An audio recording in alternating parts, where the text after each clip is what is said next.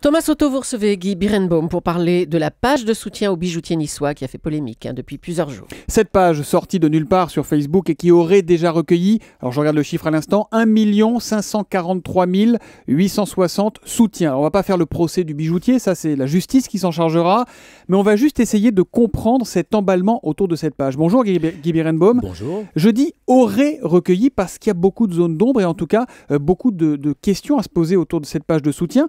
Pour commencer, est-ce qu'il y a un moyen simple et sûr de savoir qui est derrière cette page ? Bon, pour le moment, on ne sait pas, c'est pas évident. Non, on peut pas aller chercher la personne qui a créé cette page, puisque pour le moment, et c'est assez intéressant, c'est une caractéristique de cette page, il reste anonyme. Alors, il est apparu, ceci étant, d'une manière publique hier, puisqu'il est venu donner des éléments d'information sur cette page et sur les statistiques de cette page. Il a posté quelque chose sur cette page Facebook pour expliquer le nombre de gens qu'il avait aimés. Voilà. Alors, voilà, ce sont des gens qui ont aimé. Ce n'est pas une pétition. Les gens ne signent pas, ils likent, comme on dit. Ils aiment bien. On appuie sur un petit bouton en haut à droite où il y a écrit j'aime. On peut pas se louper. Pour taper sur j'aime, il faut taper sur j'aime. On peut pas rater. Mais on engage sa vraie identité dans ce cas-là ou pas ? Si vous êtes inscrit sur Facebook avec votre identité, oui, vous pouvez aussi vous inscrire sur Facebook avec une fausse identité. Pour vous, j'ai fait le test hier soir. J'ai évidemment un compte Facebook. J'en ai ouvert un autre avec une autre adresse mail. Voilà, il peut y avoir des personnes qui n'existent pas en vrai. Mais sur je dirais 1 547 551, puisque j'ai un chiffre un tout petit peu plus chaud que vous, c'est délicat d'imaginer qu'il y a 1 million de faux. Il n'y a pas 1 million de faux. Non. En revanche, il y a toute une discussion sur ces likes. On sait qu'il y en a beaucoup qui viennent de l'étranger. Alors en fait, non. Ça, on arrive à les tracer ou pas ? Non, alors en fait, il y a eu dans un premier temps de premiers analystes qui s'appellent Social Bakers qui ont dit qu'il y avait 80% des j'aime qui venaient de l'étranger.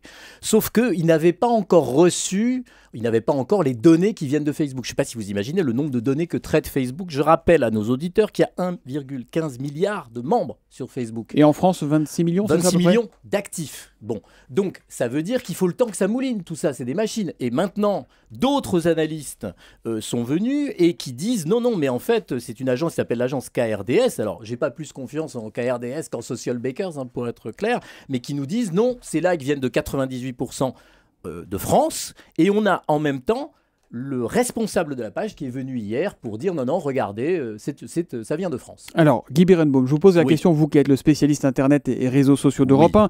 Il y a par exemple Hugo Lloris qui a liké cette page. Mais on ne sait pas si c'est Hugo Lloris. Oui, c'est ça. Il met un commentaire, difficile de savoir si c'est le gardien de l'équipe de France ou pas, qui écrit ça. Tout le monde devrait manifester dans la rue pour ce bijoutier.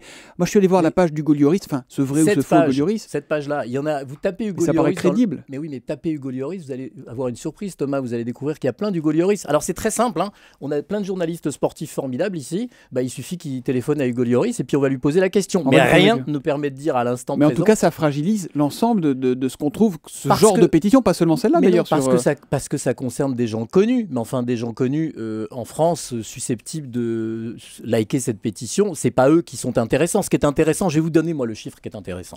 Tout le monde se focalise sur 1 547 551. Il y a un autre chiffre à gauche, si vous allez sur Facebook, qui est le nombre de personnes qui en parle. Ça veut dire qu'ils discutent. C'est pas simplement qu'ils appuient sur j'aime, mais qu'ils en discutent. Il y a une c'est un vrai indice pour le coup. C'est un indice qui est très intéressant en tout cas. Ils sont 944 408. Donc si vous voulez l'écart entre 944 408 et 1 547 000, ça montre quand même qu'il y a près d'1 million de personnes qui en parlent. Il y a des commentaires. On ne peut pas fabriquer des faux commentaires comme ça. Et si cette pétition était vraie, si tout était vrai, c'est possible aussi ça ou pas ? Pour moi, elle n'est pas fausse. Je ne pense pas qu'elle puisse être fausse. Je pense simplement que des questions se posent.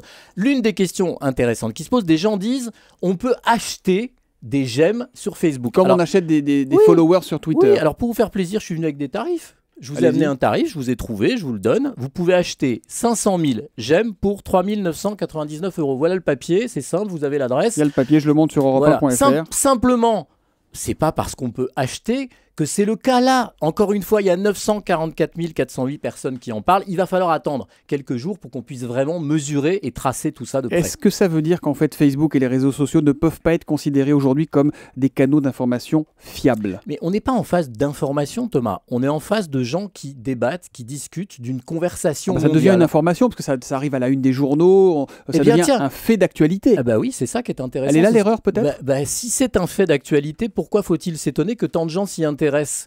C'est simple. On a aussi, vous avez parlé d'emballement au début. Eh bien, un emballement, c'est quoi? C'est tous les médias qui se focalisent sur un sujet et tout le monde qui va voir et certains qui appuient sur j'aime. Voilà, rappelons que le bijoutier âgé de 67 ans a été mis en examen vendredi pour homicide volontaire et assigné à résidence avec un bracelet électronique.